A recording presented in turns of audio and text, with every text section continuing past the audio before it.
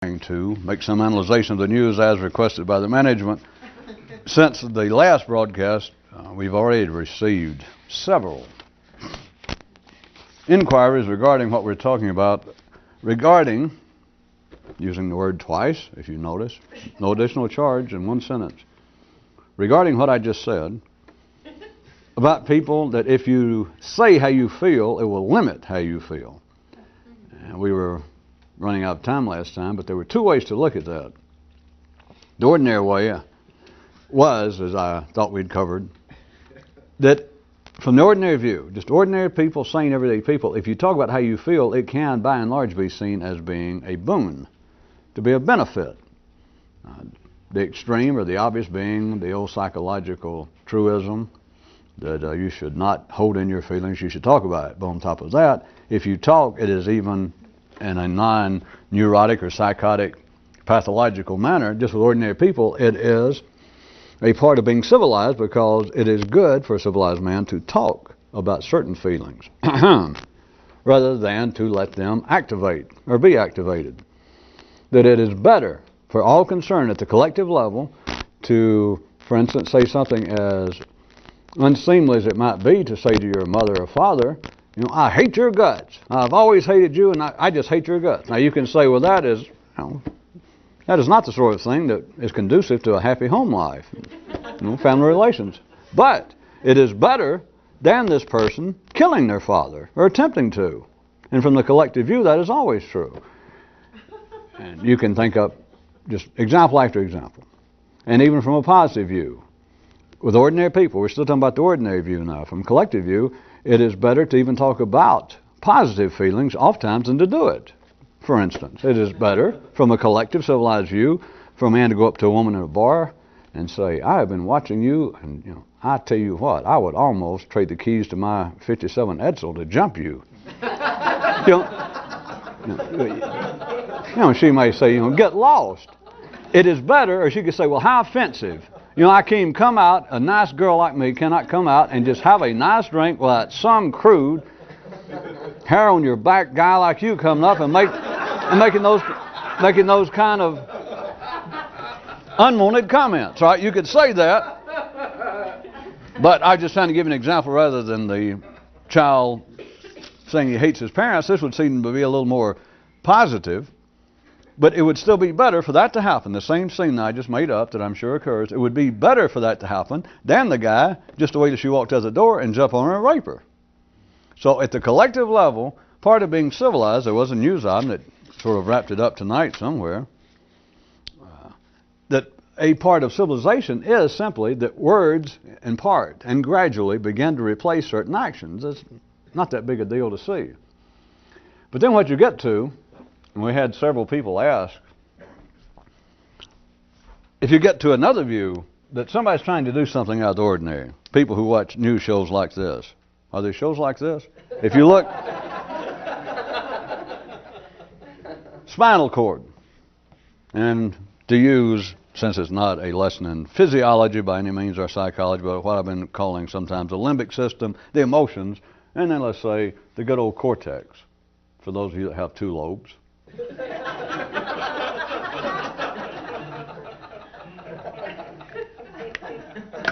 All right.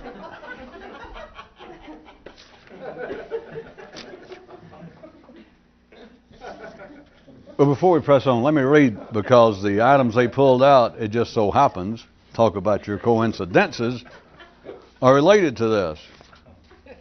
So let me read them, and then we'll start pulling some of these together.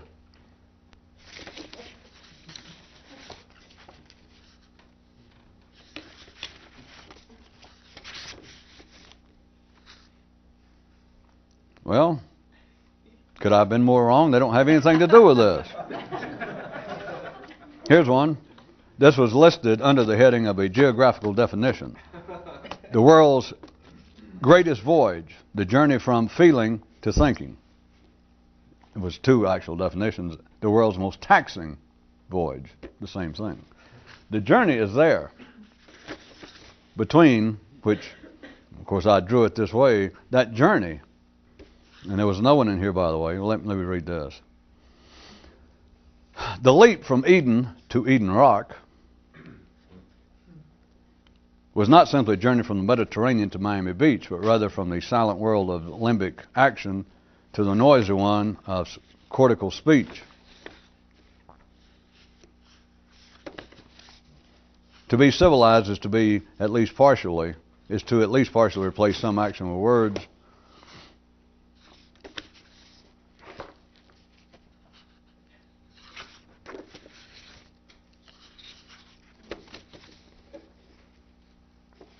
Okay.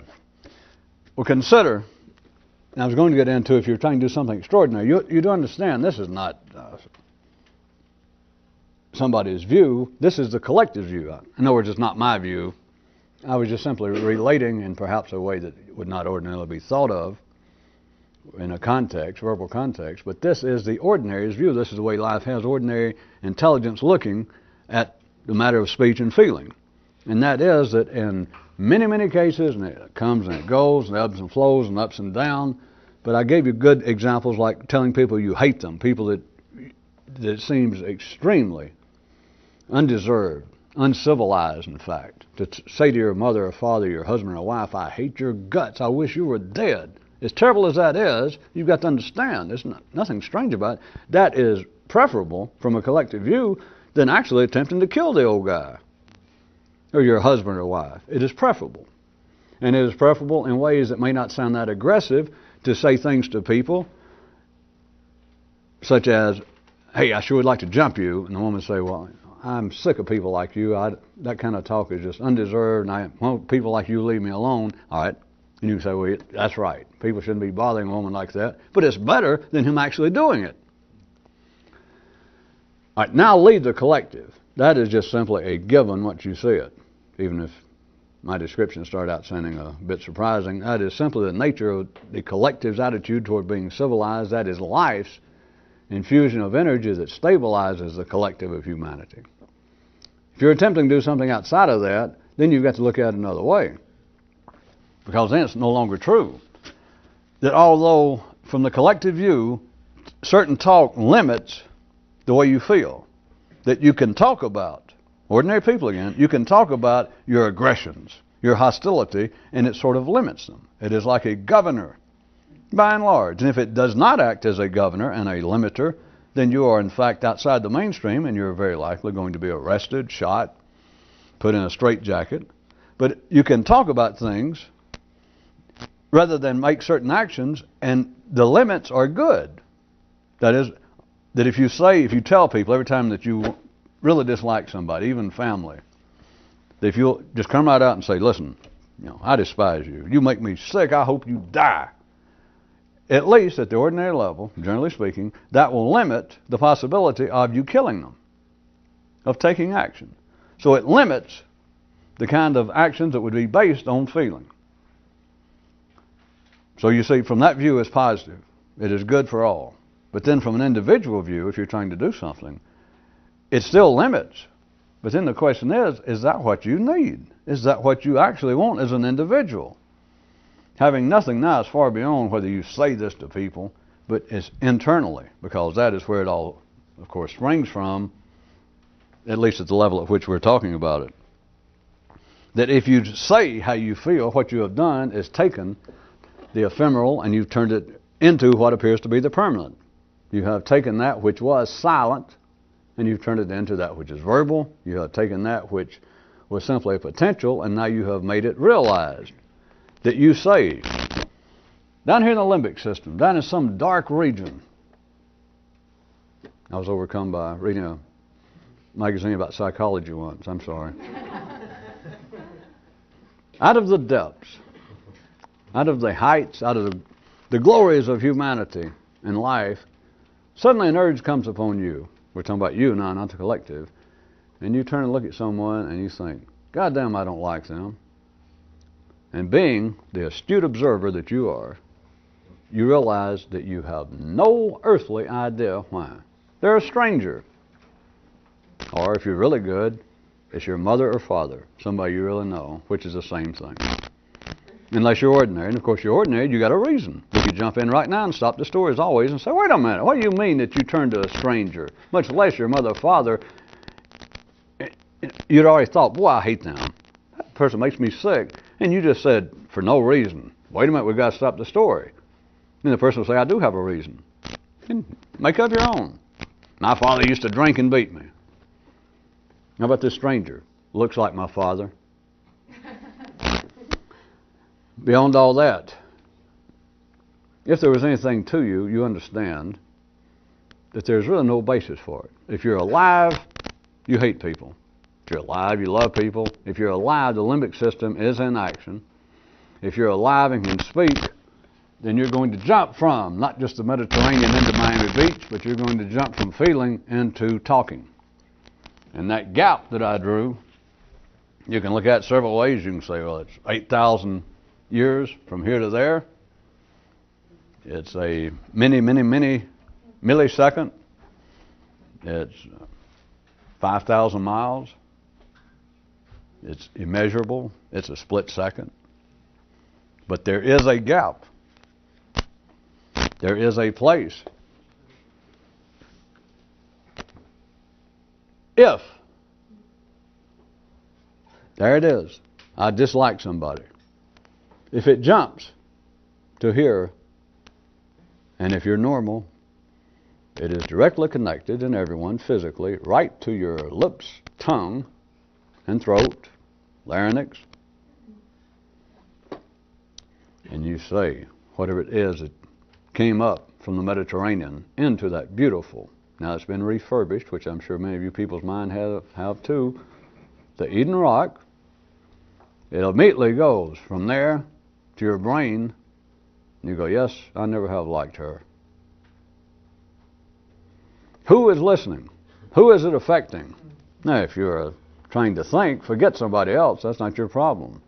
It's only ordinary to say, well, if you think that's going to affect them. Well, plus, they'll get, it may rain tomorrow, and if they don't watch it, they'll get wet. Who is actually listening? Starts with a Y. And of course, it's not Yugoslavia. If you say how you feel, then you have, not from a positive view individually, you have limited how you feel, because at that moment you have taken this passing wave, as strong as it seemed to be, and it jumped to your brain, and you said, God damn, I don't like you. I never have liked you. And right then, without any doubt, that is a fact. Now, things being as they are, you may also know, be aware, that you'll get over it. Very likely, especially if somebody you know or a family member that, well, I'll get over it. But so you don't, simultaneously at the time you say that, you're not even aware of that. As soon as somebody asks you if they said, do you really hate your mother? Give them a few seconds, a couple of minutes to calm down. They go, well, no. And they knew that. And at the ordinary level, it does no damage. Collectively speaking, society, the body of man is not harmed, but an individual, if you're trying to think, there is a damage because you're continually slamming yourself about. You're shadowboxing with yourself and you're wasting your life. And every time there is a sense, I know that we've used news items a lot of times about slowly committing suicide and cutting yourself, and it sounds melodramatic, and you obviously are not bleeding externally, but it does damage because you take it seriously, and it's not serious. You take the ephemeral, you take the passing and the temporary as being real, you take that which is the nervous system down at the old region, back before you got that can of black walnut, back when the snake was in charge, back before Eden, after Eden, but before Eden Rock. You're not taking that seriously when you say, well, damn, leave me alone. No, I don't believe that. And at that second, you don't believe it. Why? Because you said so. Yeah, if I just said that, I'll get over it. I know it. Well, so no damage is done. Consider it. Slamming yourself about like that. Taking that which even a person will admit. I didn't confuse it too much, did I? An ordinary person, if they say, God, I hate my wife. And you say, hey, calm down. I've known you guys for years. You don't really hate her, do you? Let me get out of the room here. Let me calm down. And the person says, well, you know I don't hate her. It's just, you know, she keeps doing that kind of crap and drives me nuts. The man knows. He knows that what I just said, I'll get over it. I don't really wish she was dead. But every time you say that, forget psychological traumas and all that crap, that you're bruising yourself and it's harming your relationship. Forget that. It's what it's doing that you keep taking that, which is temporary, and you believe, well, that's me talking. And in a sense, in a real sense, you know it's not. Especially you, but I'm saying even ordinary people, because you'll take them aside and say, do you mean that? And they go, oh, no, I don't guess I mean it. And they do it over and over and over and over. That's just part of being alive. But if you will express how you feel, you're limiting how you feel. Does it make any more sense than last time? When I say limit, you keep doing the same ones over and over, and you even know they're meaningless. One more time, in the sense that if you could play this own scene to yourself and you jump from behind the curtain to yourself just after you got through saying, hey, I'll tell you the kind of guy I am. I'll tell you what I believe about that. And you jump out and go, you don't believe that. You go, well, you know, I did just then. I mean, the circumstances and the people were talking. I had to defend myself or my culture or something made me do it. Yeah, but you don't really believe it. I've heard you say just the opposite. Yeah, you're right. To an ordinary person, that's life. Does no damage. But for you to keep doing that, at the very least, you're wasting your life, intellectual life, because you keep going, boy, I hate that. Yes, I love that. In case one of the news items that wasn't pulled out was the tail end of one of the news items for the ad director for life. You were supposed to catch on was the ad director for civilization, or the city went, I love it, because the rest of them will just hate it. Therefore, I love it. That wasn't a slam on the advertising business. That's life. That is humanity at the ordinary level of saying, I love that. Because of the fact that I hate it. Yes, and I love it. It's just a waste of time. That's the easiest way to describe it. But on top of that, you limit what you feel, because everyone, you should know this. You could even get an ordinary person to agree to this, that you have a certain limited repertoire of feeling. An ordinary person, you could get them to agree if I put it a certain way and wasted my time, but then they would also point out, as always, because you know the ordinary, that's part of being ordinary and sane, you're never stuck for an answer. They would say, well, that may be true. But the only reason that is true is there's only a certain amount of situations that are proper, expectable for a person like me, a civilized, decent person, to ever encounter. So, you know, how many emotions do I have to feel? And as always, they got us there. But if it's you, now let's get past the emotional part. It's not just the limit of how you feel. It's the limit of what? I don't think about it. How you feel. Because if you're going to take that forever, that you spend, let's be charitable. If you spend, let's say, half your time talking about how you feel, and you're taking, something 8,000 years ago, that far away from your brain, and you're taking that, what it says, to be what you think. If the feeling is running your mind that closely, that directly, then it's not just a question or a problem of limiting how you feel. It is limiting what I told you I don't think about it. What you think.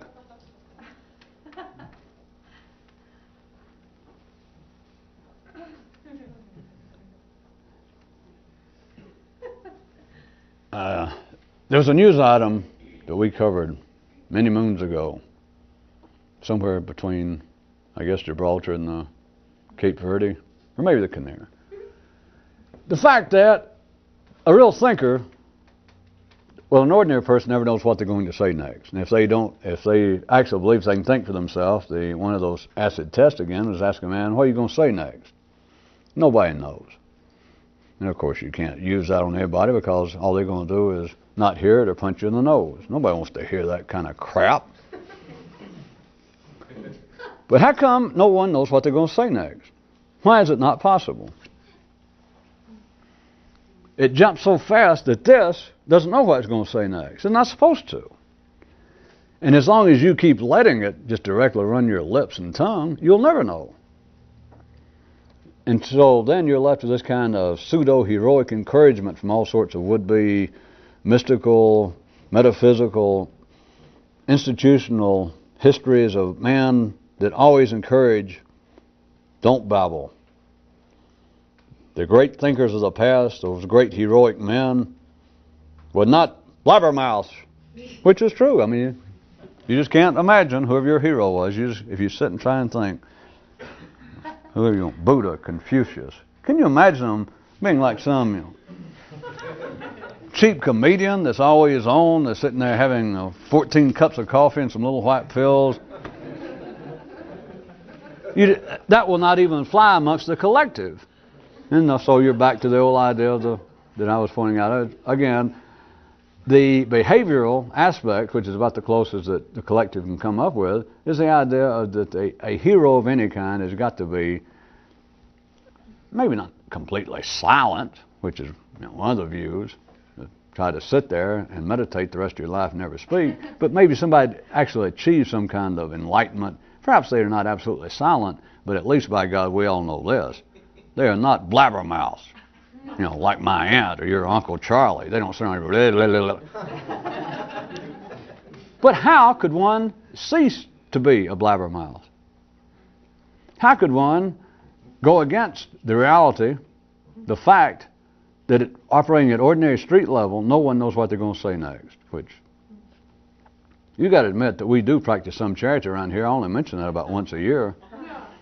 Of course, if there's anything to you, you should fall on the floor and have some kind of pseudo-religious experience, even without the box of snakes in here tonight. But don't screw with us, because I know that the assistant sportcaster has the box in his car. Just that alone, if anybody could think, you just realize I have lived X amount of years, X amount of decades, and I've got no idea what I'm going to say next. And I finished school. I own a business. I do intricate intellectual work. I'm an accountant. I'm an attorney. I'm a plumber. And I don't know what I'm going to say next. Now that you mention it. But you notice, no one ever hears that. But you should notice in yourself, it's not because people are dumb. The nervous system is not arranged to hear it. It is almost a form of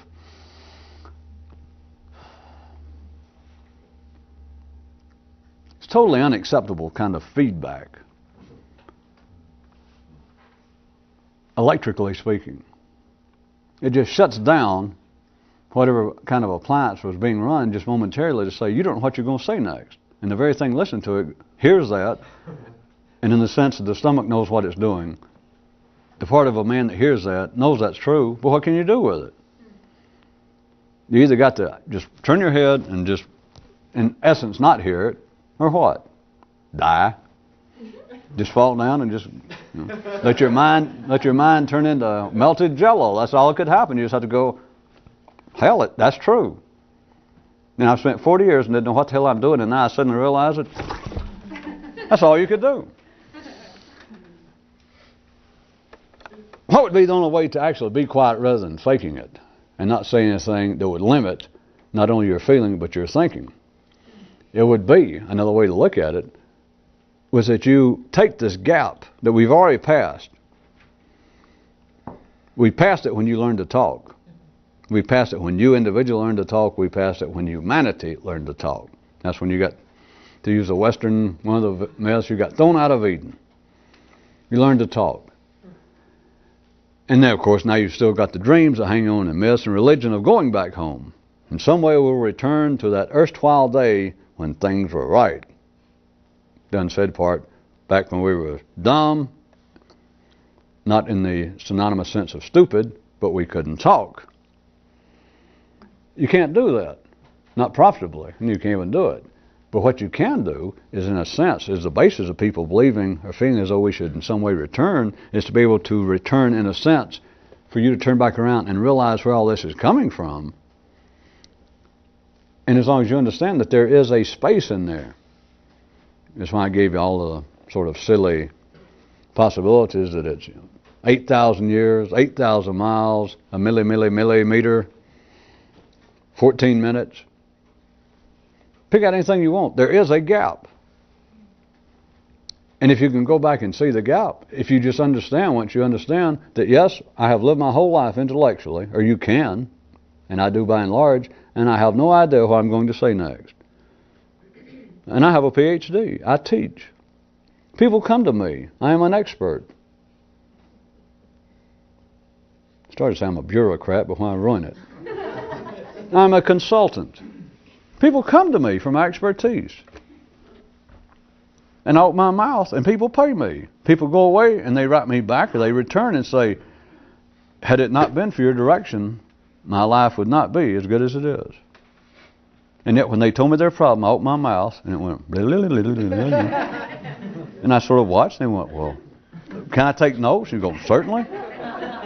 But now that you mention it, says this fictitious person, now that you mention it, I've done that all my life. I am a famous person. I am well dressed, well thought of. My speech will calm down a civilized, sophisticated room. As soon as I open my mouth, other people will go, shh, and they'll listen to hear what I'm going to say. But now that you mention it, so do I. I wonder, what the hell am I going to say?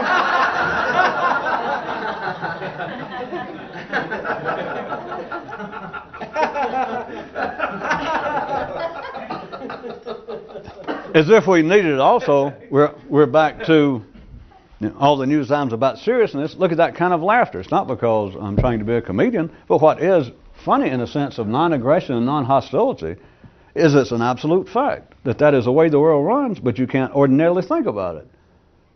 That it's not just a joke, it's not just a scenario that I made up and twisted in such a way that it is a satire on life. If anything, life is a satire on that. Because it is simply a fact. I don't know anything stronger than a fact, except to put in profane modifiers. And then they just have to take it off the tape. For all of the stations that don't like news with very short sentences of Anglo-Saxon origin that end, most of them, in very hard consonants. But to realize that the ordinary world operates on the basis, not just my fictitious figure, but I just use that as a great example, that the president, popes, prime ministers, experts, the truth is they do not know what they're going to say next, which is also subject again, sort of, but that's part of the purpose of education, of awards, of degrees, of dressing up real fancy. If you don't have any talent, don't know what you're doing, dress up real fancy. Try and have some awards on your wall, and if you can't bring the wall with you, have little pocket reduced reproductions that you can show people. The whole point is if you realize that the world, as it's operated intellectually, does not know any more what's going to do next, then you look up, and there goes a flying formation of cows. I know some of you laugh. It said that if cows could fly, they would fly in formation. The point being, cows representing the collective of humanity, if they could think in some unusual way, which would metaphorically or symbolically would be cows flying. That is doing something extraordinary. Even if they could fly, what the hell would they do? Or sheep. You think, well, how extraordinary. That'd be like a man actually thinking. Right. Except if they could do it, they'd end up flying in formation. That is, nothing would change. Men think just as they're supposed to. And the way they're supposed to think, the only thing that's necessary is what I'm describing. This is, in a sense, they don't have to think. Oh, we call it thinking. Sure we do. Unless you ask yourself, well, if you think, what are you about to say next? I mean, that's a simple one. You don't have to go to school. It's right here in you. You don't have to look anywhere. You can close your eyes. What are you going to say next? And it's like the mechanism shut down. Now, really tell me. Okay, I will. Now, don't say anything unless you can tell me beforehand what you're going to say. All right? I got you. I got it. All right. Try it. I'm not being funny. That's what it would do. And if it's an ordinary man, if he went that far, what'll he do? Right after that, he can only go through it a couple of seconds. It's like a machine having its oxygen cut off. It's electricity. Jesus, that is weird. I never thought about that. Where'd you hear about that? You follow? Because you say, wait a minute.